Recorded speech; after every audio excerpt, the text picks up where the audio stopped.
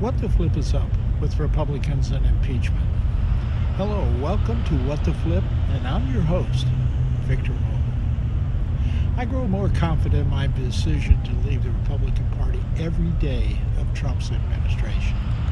The Republican Party I used to be interested in was improving the spending power of all Americans. It is true the financial markets have improved, unemployment has improved, but there are concerns about who benefited from that 2017 tax bill. The top 1% of earners in America have benefited greatly from the tax break, but the average and middle lower class Americans have not benefited and actually may be worse off. Income may have increased by close to 3%, but the cost of living's increased much faster. Don't believe government numbers. Just check your grocery bill, gas prices, cost of automobile, travel prices, and I could go on. Finally, all the money saved by corporations was supposed to be sunk back into workers. They didn't do that. They did things like stock buybacks, which helped the executives of the company, and not so much the employees. Just look at General Motors. Finally, and perhaps the biggest, is the lack of Republicans to hold Trump accountable for his character as well as his moral, ethical, and possibly illegal behaviors.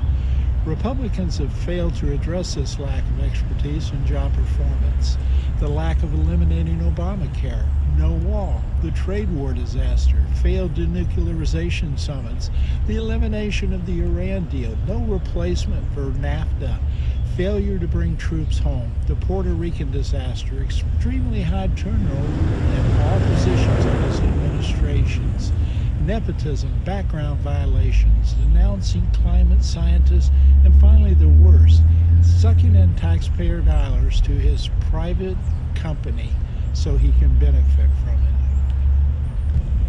This can be seen in Trump's blunders that have isolated our allies and supports our enemies like Russia. His trade wars have crippled our farmers in America and created billions more in debt to bail them out.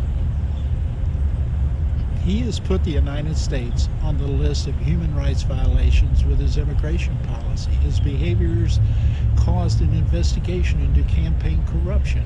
He surrounded himself with criminals now serving time under indictments. And now he's most likely going to be impeached by the House. The final straw that turned me from this party is the sickening sound of Republicans sucking up to Trump just to protect their job versus standing behind the truth and what they know is right, but fail to confront. This shows me this is a selfish and weak party, a party not focused on America, but on self-interest and interest of the few who seek to control the government, like big business. The Republicans have embraced racism and divisiveness. They have not provided anything to improve health care and costs, to deal with a real climate change threat, to strengthen our defenses by aligning with our allies. Instead, they failed to improve the quality of life while Americans watch Trump benefit financially from being the president. Lastly, it is gut-wrenching to watch Republicans hear evidence from reliable professional employees that have served our country honorably and then try to degrade these people to protect Trump. Trump knows if he is taken from the presidency, he will most likely be indicted on fraud and other crimes in New York and other areas. Republicans, if intellectually honest, know this also.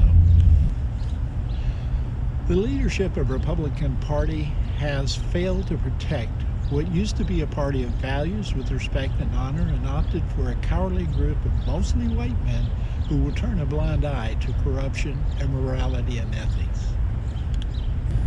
We are far from perfect as a government, but our Constitution allows us to change over time, and our founders expected us to change by giving us the ability to amend our Constitution.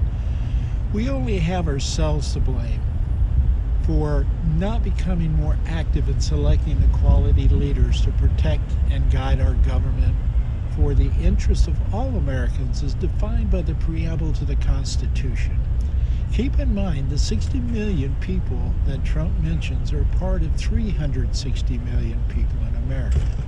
Trump is not speaking for all of America. Rather, he is speaking for a minority, and a minority which is mostly white America. take the time to look at Trump supporters' demographics.